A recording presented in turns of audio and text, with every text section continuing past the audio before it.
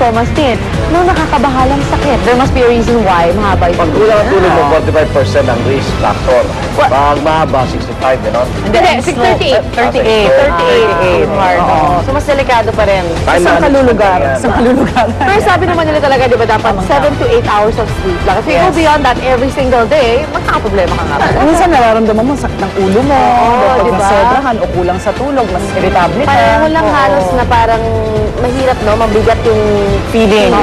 Pero sabi naman nila, with everything in life, pati pagkain mo and everything, ang lahat ng sumusobra, bawal, hindi maganda. O kulang, kulang o Pag-kulang sobra. maganda. Igan, kulang. Ano yun? Okay. Pasadaan naman natin yung mga nakakilig na balita sa nagdaang araw ng mga puso. Sa Luneta po may pa-Valentine's concert at mga gimmick para sa mga bagsigirog at pamilya, oras-oras na may nangaharana sa mga tao doon. Kaya naman ang ilan ba hindi po napigilang sumayaw sa musika. Game na game din sila sumali sa mga palaro, yung mga magkakapartner. Dagdag na attraction din ang makulay na dancing fountain na nagsilbing wishing well sa mga magkapartner. Sa Baywalk area naman, maraming lovers ang naghintay sa napakagandang paglubog ng araw sa Manila Bay. At dahil may pasok nga ang Valentine's Day, hindi na lumayo ang ibang couples. Sa gitna ng Makati na lang sila nag-date sa Ayala Triangle Gardens. Ayan, maraming gimmick din ang inanda doon. Tulad ng libreng pa-concert kung saan tinugtog ang mga love songs ng iba't ibang henerasyon at sa mga hilig naman ay kumain. May alfresco dining din at libreng harana pa. Uy, buti binabalik yung harana. Oo nga.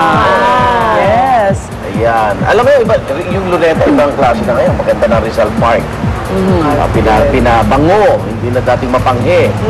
Pinakulay, bagong pintura lahat. May fountain na gumagana na ba doon? May dancing fountain na rin na sumasayaw sa musika. Balik uli ang buong pamilya, no?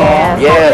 Sana magtulong-tulong sila para panatilihin yan. Kasi alam mo naman tayo minsan, hindi medyo papaya sa mga gamit na hindi atin. Yes, so depende kung sino na naman ang papalit sa susunod. At ang Baywalk, sobrang ganda. Ang sarap ng manood doon ng sunset, sa totoo lang.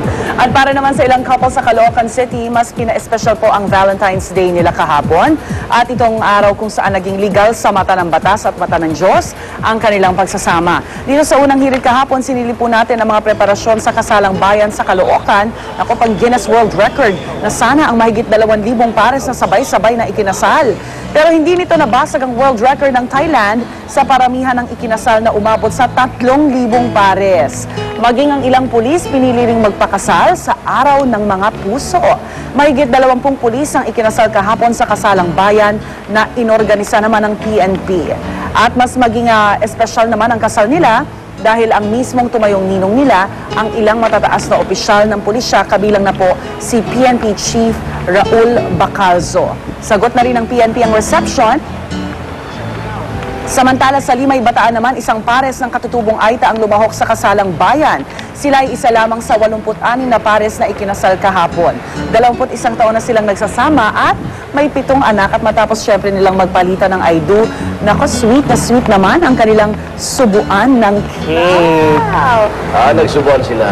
Ng cake. Itinuloy naman ng grupong Akbayan ang pamimigay ng libreng condom sa mga matataong lugar dyan sa Metro Manila para po sa Valentine's Day kahapon. May mga nahihiya, may mga tumatanggi, pero may mga naglakas loob naman na tumanggap at nagpadagdag pa daw ng kondom. Ayan. At kasabay nito, ikinakampanya rin ang Akbayan ng Reproductive Health Bill kay Pangulong Noynoy Aquino. Sinuportahan naman ito ni dating DOA Secretary Esperanza Cabral. Yan, nakikita natin yung mga namimigay na binatikos ng Simbahang Katoliko noong 1 taon sa pamigay din ng kondom. Ang simbahan naman nananatili sa kanilang paninindigang immoral ang paggamit ng mga artificial contraceptives. Nananawagan lang tayo sa mga mamabatas na talagang pag-aralan nila bilang mga lingkod ng bayan kung ano yung talagang makabubuti sa sambayanan. No? Yun ang kanilang tungkulin. Yung mga artificial na kagamitang ito ay immoral. No? Important, essential component ang condom dito bilang bahagi ng contraceptives. Walang dapat ikatakot. Ano gulat yung mga inaabutan na nahihiya, ibig sabihin, kulang pa talaga sa edukasyon. At nauuna yung kabastusan sa isip, di ba? Kasi mahalaga eh. Una-una tumataas ang mga sakit na STD na tinatawag At pangalawa, yung topic ko kagabi sa Tonight with Arnold, grabe, yung teenage, unwanted teen pregnancy. O kung mabibigay, hindi mo maabot na nahiya ka. Kasi nga sa isang konserbatibong bansa, di ba, parang tabu pa rin na pag-usapan yung sex. So, well, ngayon nga, since moderno na tayo, it's about time. Kaya nga it's about time na maging bukas talaga tayo. Tsaka di naman natin pwede sabihin na, hindi naman sila kasal, huwag nang bigyan. The thing is, kahit na pigil-pigilan naman yan, mangyayari at mangyayari. A lot of single people are having sex, Yes. diba? Lalo na yung mga kabataan na banggit nga ni Arnold na talagang tumataas yung bilang ng mga unwanted pregnancies. That's At ang nakakalungkot dito, may nakikita natin, di ba, mayroong mga nagtatapo ng babies. Hindi natin alam kung ito resulta rin syempre ng mga ganitong klase. Tsaka, ang sabi ni Dr. Maggio, isa sa mga ugat yan, yung social networking. Kaya be responsible kung talaga meron kayong mga social networking, be responsible naman. Yes, and access to Huwag kayong padala internet dun sa mga manloloko dun sa Facebook. Hindi naman natin in-encourage na mag-premarital sex, no? Pero at least they have a choice if ever dumating yung pagkakataong yon. Lalo na sa sakit. Ang laki din ng tinaas ngayon ng HIV. Kasi mahirap nga naman i-educate sila after the fact eh. Di ba? May nangyari na, may Which AIDS is sila, what's may ako sila. happening. Di ba? Exactly. Samantala nag-ala-love counselor naman si Senadora Miriam Defensor Santiago sa mga kabataan para sa Araw ng Mga Puso. Payo niya sa mga kabataang may karelasyon, lagi kayong stick to one. Hirit pa rin Santiago, dapat daw piliing mabuti ang pakakasalan. Ikinumpara pa niya ang love sa measles o tigdas. Dahil kapag tinamaan ka raw nito, habang buhay ka na raw magiging immune sa mga tukso. Dagdag pa ng senadora, tigilan na ang tinatawag na serial love o yung sunod-sunod na pagpasok sa relasyon. There are many people now who believe in serial love, loving one person after another. I don't think that is good for our mental health. It's like measles, you know, you get it once in your lifetime, you're immune forever. And I'm very happy to say that is what happened to me. I'm just completely immune to any temptation. Type ko yung serial love, pero yung breakfast cereal. So, di ba? Okay. Tatabang yung measles. Okay, pasundan naman natin mga aksyon balita sa umaga nito. At narito po ang ating Ronda Reports.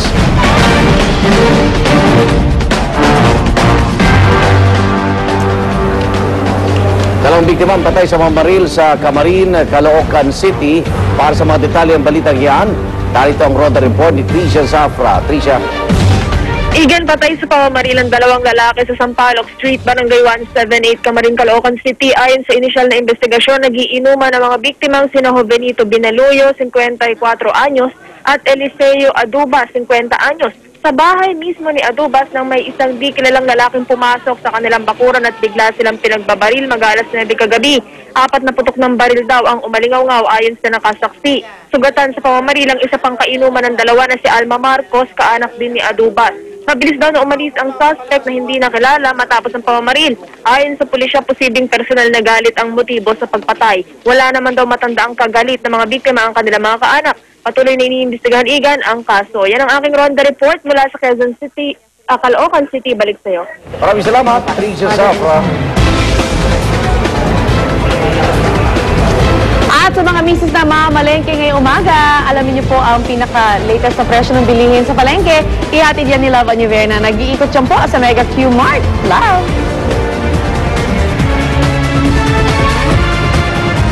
Ako sa ating mga ina ng tahanan, maski po ama ng tahanan at mga kasambahay na rin na mamamalengke po ngayong araw na medyo po kailangan meron kayong tama lang na dala-dalang mga kaperahan dahil may mga pagtaas po sa ating mga gulay. Sa mantika din po ay nagkaroon din po ng pagtataas. Unahin muna natin ang ating mga isda. Kanina nagikot po kami dyan sa Mega Q Mart mga kapuso. Yung pong ating daing na bangus. Meron tayong daing na bangus. Dati pong 70, ngayon po ay 75 pesos. Ang tilapia naman po ay dating 90, ngayon po ay 75 pesos. So, ibig sabihin po, may pagbaba. Ayan, beautiful. Sa atin naman pong karne, ang baboy po ay 170 pa rin. Ang baka ay 240 pesos pa rin po. At ang manok ay wala hong pagtataas, 130 pesos pa rin. So, good news pa rin po yan para sa ating mga mamamalengke ngayong umaga. Sa sibuyas naman, eto na! ay nagkaroon din pala ng pagbaba. Dati pong 180, ngayon po ay 140 na lamang. Ang kamatis po na dating 60 ay 40 pesos. Sa repolyo na dating 30, ito medyo nagkaroon ng pagtaas, 40 pesos na. At ang ating kalamansi na dating pong 60 pesos, ngayon po ay 45 pesos na lamang. Ayan, magbagay yan sa mga sinisipon.